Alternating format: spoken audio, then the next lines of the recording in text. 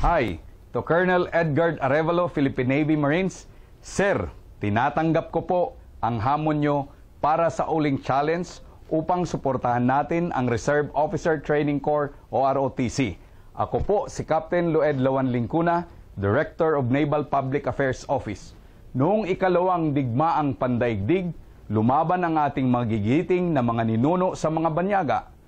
Uling po ang kanilang ginamit para pintahan ang kanilang mga mukha upang lumaban sa gabi at para hindi makita ng kanilang mga kalaban. Ngayon naman, gagamitin ko po ang kawaling ito para saluduhan ang lahat ng lumaban para sa ating inang bayan bilang sa suporta sa Reserve Officer Training Corps o ROTC.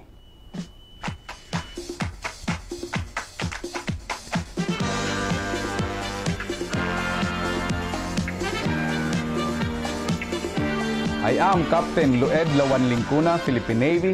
I love my country.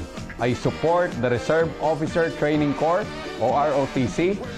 Now, I challenge my mentors, Colonel Benji Hao, the Philippine Army, Colonel Tone Francisco, Philippine Air Force, Captain Carl Bariso, Philippine Navy, ang aking mga kasamahan sa Naval Public Affairs Office, at ang kapwa kong mandaragat at mandirigma ng Naval Reserve Command para sila naman ang gumawa ng challenge na ito.